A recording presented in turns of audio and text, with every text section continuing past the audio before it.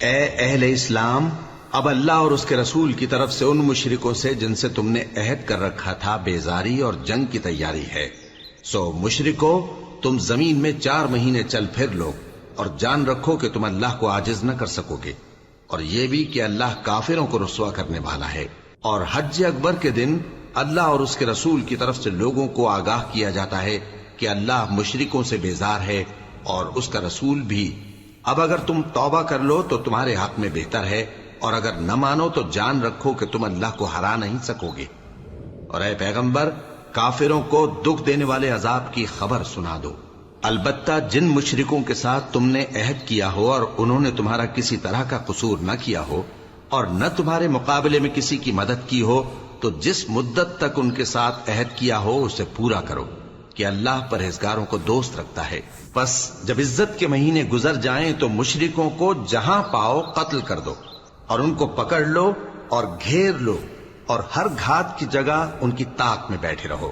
پھر اگر وہ توبہ کر لیں اور نماز قائم کرنے اور زکوٰۃ دینے لگیں تو ان کا رستہ چھوڑ دو، بے شک اللہ بخشنے والا ہے، مہربان ہے۔ اور اگر کوئی مشرک تم سے پناہ کا خواستگار ہو تو اس کو پناہ دے دو، یہاں تک کہ وہ کلام اللہ کو سننے لگے، پھر اس کو امن کی جگہ واپس پہنچا دو، اس لیے کہ یہ بے خبر لوگ ہیں۔ بھلا مشرکوں کے لیے جنہوں نے عہد توڑ ڈالا، اللہ اور اس کے رسول کے نزدیک عہد کیسے قائم رہ سکتا ہے؟ ہاں، جن لوگوں کے ساتھ تم نے مسجد حرام یعنی خانہ کعبہ کے نزدیک عہد کیا ہے، اگر وہ اپنے عہد پر قائم رہیں تو تم بھی اپنے قول و قرار پر قائم رہو، بے شک اللہ پرہیزگاروں کو دوست رکھتا ہے۔ بھلا ان سے عہد کیوں کر پورا کیا جائے جب ان کا یہ حال ہے کہ اگر تم پر غلبہ پا لیں تو نہ قرابت کا لحاظ کریں نہ عہد کا۔ یہ منہ سے تو تمہیں خوش کر دیتی ہیں، لیکن ان کے دل ان باتوں کو قبول نہیں کرتے اور ان میں اکثر نافرمان ہیں۔ یہ اللہ کی آیتوں کے عوض تھوڑا سا فائدہ حاصل کرتے اور لوگوں کو اللہ کے رستے سے روکتے ہیں۔ کچھ شک نہیں کہ جو کام یہ کرتے ہیں برے ہیں۔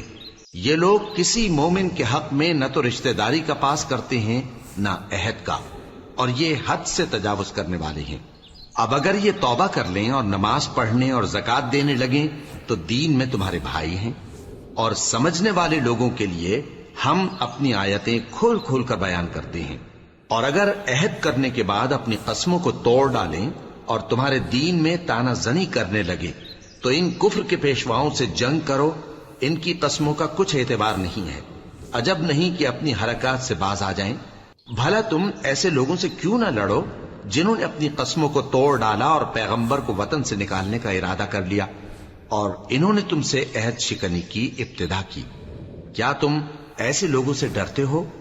سو ڈرنے کے لائق تو اللہ ہے اگر تم ایمان والے ہو۔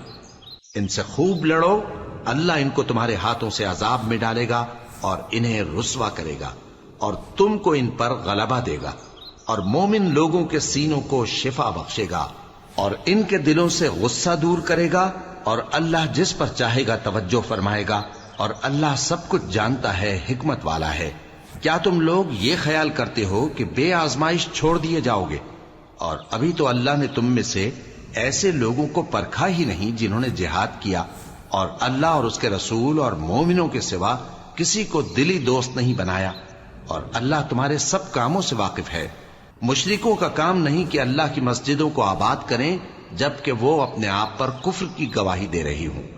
ان لوگوں کے سب اعمال بیکار ہیں اور وہ ہمیشہ دوزخ میں رہیں گے۔ اللہ کی مسجدوں کو تو وہ لوگ آباد کرتے ہیں جو اللہ پر اور روز قیامت پر ایمان لاتے اور نماز پڑھتے اور زکوٰۃ دیتی ہیں، اور اللہ کے سوا کسی سے نہیں ڈرتے۔ یہی لوگ امید ہے کہ ہدایت یافتہ لوگوں میں سے ہوں۔ کیا تم نے حاجیوں کو پانی پلانا اور مسجد حرام یعنی خانہ کعبہ کو آباد کرنا اس شخص کے اعمال جیسا خیال کیا ہے جو اللہ اور روز آخر پر ایمان رکھتا ہے اور اللہ کی راہ میں جہاد کرتا ہے؟ یہ لوگ اللہ کے نزدیک برابر نہیں ہیں، اور اللہ ظالم لوگوں کو ہدایت نہیں دیا کرتا۔ جو لوگ ایمان لائے اور وطن چھوڑ گئے اور اللہ کی راہ میں مال اور جان سے جہاد کرتے رہے، اللہ کے ہاں ان کے درجات بہت بڑے ہیں اور وہی مراد کو پہنچنے والے ہیں۔